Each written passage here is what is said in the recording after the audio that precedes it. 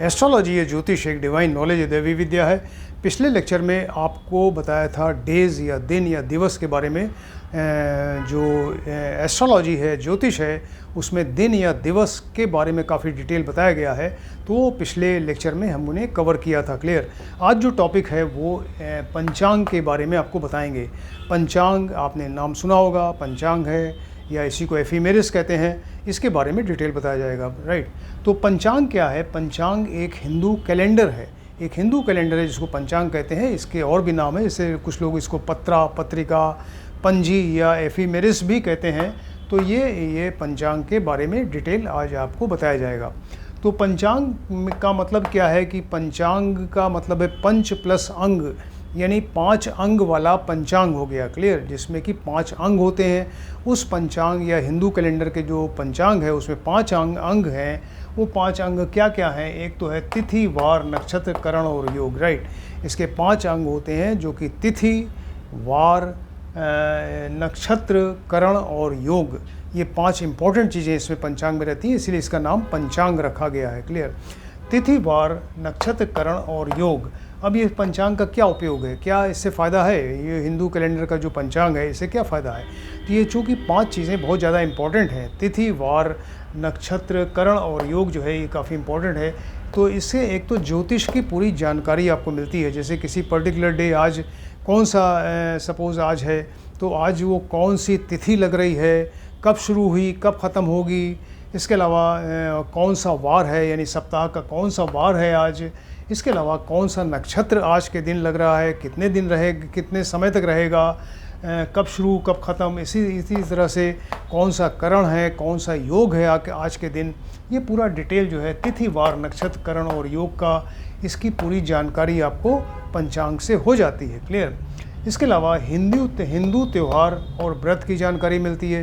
ये हिंदू में आए दिन जो है कोई ना कोई त्यौहार रहते हैं, फेस्टिवल्स आते हैं या लोग व्रत रखते हैं। तो उसकी पूरी जानकारी, कब त्यौहार आ रहा है, कब जो उसका व्रत रखना है, उसका पूरा डिटेल जो है आपको पंचांग से मिलेगा। इसके अलावा शुभ और अशुभ मुहूर्त की जानकारी होती है। मुहूर्त का मतलब कि कोई हम काम शुरू करने जा रहे हैं तो कि बिल्कुल सही समय पे, सही अगर शुभ मुहूर्त में करेंगे तो कार्य सफल होगा। तो वो शुभ और अशुभ मुहूर्त कौन सा है, उसकी जानकारी जो है पंचांग से हो जाती है। इसके अलावा अशुभ समय होता है, जैसे राहु काल है, भद्रा काल है, इसकी जानकारी भी आपको पंचांग में लिखी हुई मिलेंगी।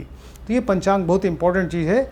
ये हिंदू कैलेंडर आपको बताया, इसके 5 अंग हैं, तिथि, वार, नक्षत्र, करण और योग। इसका पूरा डिटेल उसमें लिखा रहता है, कब शुरू हो रहा है, कब ख़त्म हो रहा है, कितने समय का है, पूरा डिटेल इसका रहता है उसमें पंचांग में। क्लियर। अब इसमें जो तिथि, वार, नक्षत्र, करण, योग में जो पहला पार्ट है इसका तिथि के बारे में आज आपको डिटेल बताएंगे। तो तिथि क्या है? पंचांग का पहला अंग है। पंचांग का जो पहला अंग, क्योंकि आप पंचांग देखेंगे तो सबसे पहला जो लेफ्ट साइड में कॉर्नर पे कॉलम है वो तिथि का रहता है। राइट। तिथि के बारे में पूरा डिटेल लिखा रहता है। तो पंचांग जो है उसका, पंचांग का पहला पार्ट है, पहला अंग है, उसको तिथि कहा जाता है। तिथि का मतलब एक चंद्र दिवस, एक जो चंद्र लूनर डे है, चंद्र दिवस मतलब एक तिथि हो गया। और तिथि होता क्या है? तो जब ये सूर्य और चंद्रमा एक ही भोगांश पर आ जाते हैं। राइट।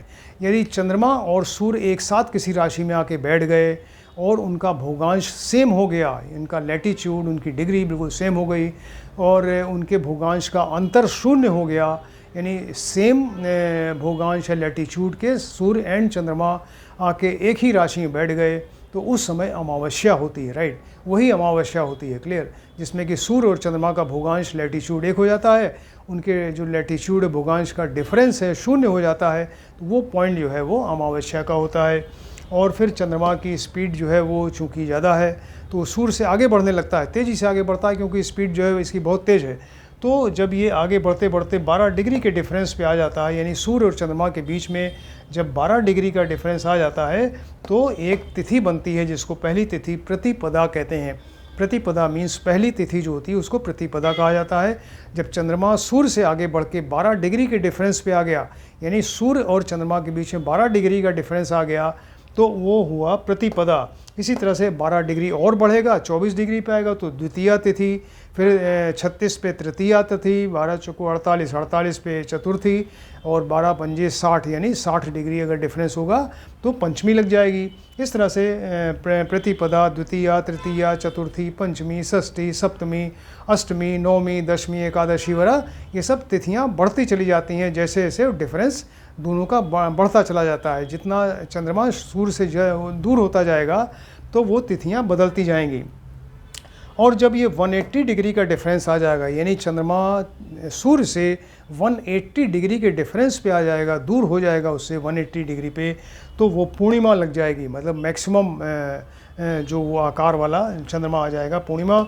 उसके बाद फिर धीरे धीरे वो घटने लगता है, वो 360 डिग्री पे आएगा तो फिर वही अमावस्या लग जाएगी। यानी ये सूर्य एंड चंद्रमा एक ही राशि में एक ही भोगांश पर आ जाएंगे, यानी सूर्य एंड चंद्रमा का भोगांश सेम हो जाएगा, दोनों का डिफरेंस भोगांश का अंतर जो है शून्य हो जाएगा, तो अमावस्या लग जाएगी। इस तरीके से आपको बताया कि ये 12-12 डिग्री के डिफरेंस पे जो एक एक तिथि बनती चली जाती है। टोटल 30 तिथियाँ होती हैं एक चंद्रमास में, और इसमें 2 पक्ष होते हैं, शुक्ल पक्ष और कृष्ण पक्ष। शुक्ल पक्ष जो होता है इसको वैक्सिंग पीरियड कहते हैं, जिसमें कि चंद्रमा का आकार बढ़ता रहता है। चंद्रमा का आकार बढ़ते बढ़ते आप देखते होंगे, चंद्रमा कल छोटी साइज़ का था, आज थोड़ा उससे बड़ा हो गया, कल और बड़ा हो जाएगा, ऐसे करके वो मैक्सिमम पूर्णिमा तक बढ़ता रहता है, उसको वैक्सिंग पीरियड कहते हैं। और उसके बाद फिर वो चंद्रमा की साइज़ घटने लगती है, जिसको वेनिंग पीरियड कहते हैं। और वो फिर जब अमावस्या पे आके शून्य दोनों का डिफरेंस हो जाएगा, चंद्रमा एंड सूर्य के बीच में भोगांश में शून्य का अंतर हो जाएगा, तो अमावस्या लग जाएगी, वो बिल्कुल मिनिमम साइज़ का हो जाएगा। क्लियर? तो ये शुक्ल पक्ष एंड कृष्ण पक्ष 2 तरह के पक्ष होते हैं, और तिथियां शुक्ल पक्ष की प्रतिपदा से गिनी जाती हैं। जब वो ये काउंटिंग की जाती है इसकी तिथि की, तो वो इसको हमेशा शुक्ल पक्ष की प्रतिपदा से गिनी जाती है। प्रतिपदा, द्वितीया, तृतीया, चतुर्थी, इस तरीके से शुक्ल पक्ष की प्रतिपदा से इसको काउंट करते हैं। क्लियर? एक तिथि की वैल्यू जो होती है वो 23 घंटा 37 मिनट और 28 सेकेंड है। 23 घंटा 37 मिनट और 28 सेकेंड, 23 आवर्स 37 मिनट्स और 28 सेकेंड इसकी वैल्यू है। लेकिन ये वैल्यू जो है एक अप्रॉक्सीमेट है, और ये थोड़ा सा कभी कभी कम या ज़्यादा होती रहती है। और तिथि जो है वो दिन या रात कभी भी बदल सकती है। ऐसा नहीं कि बिल्कुल एग्जैक्ट एक ही टाइम की है, आज शुरू हुई तो कल बिल्कुल एग्जैक्ट उसी समय ख़त्म होगी या दूसरी शुरू होगी, ऐसा नहीं है। वो तिथि दिन या रात में किसी भी समय बदल सकती है। और राइट, इसीलिए पंचांग में जो फर्स्ट कॉलम होता है तिथि का होता है, उसके जस्ट आगे वाला जो कॉलम है उसका समाप्ति काल, यानी जो एंडिंग पीरियड तिथि कब ख़त्म हो रही है वो घटी पल में लिखा होता है कि तिथि कब समाप्त हो रही है वो तिथि, और उसका जो एंडिंग पीरियड समाप्ति काल है वो घटी पल में लिखा रहता है। क्लियर? तो ये इतना डिटेल आपको बताया कि ये तिथि जो है पंचांग क्या होता है, इसके क्या यूजेस हैं, तिथि क्या होती है। और तिथियां जो है तो टोटल 30 तिथियां होती हैं, 2 पक्ष होते हैं, शुक्ल पक्ष और कृष्ण पक्ष। इसका एक तिथि का एक अप्रॉक्सीमेट ड्यूरेशन जो है वो 23 घंटा 37 मिनट 28 सेकेंड होता है। और इस तिथि जो है उसका समय थोड़ा सा बदलता रहता है, कभी कम, थोड़ा सा कभी कम, कभी ज़्यादा। और तिथि जो है दिन या रात कभी बदल सकती है, इसलिए पंचांग में तिथि के जस्ट आगे वाले कॉलम में उसका समाप्ति काल, एंडिंग पीरियड जो है घटी पल में लिखा रहता है। अब तिथि के बारे में और बताते हैं कि तिथि के स्वामी ग्रह या रूलिंग प्लैनेट्स बताए गए हैं। तो वैदिक ज्योतिष में तिथियों के स्वामी ग्रह या रूलिंग प्लैनेट्स भी बताए गए हैं। तो जैसे सूर्य जो है वो प्रतिपदा और नवमी का स्वामी है। प्रतिपदा और नवमी जो 9th तिथि है उसका स्वामी सूर्य है।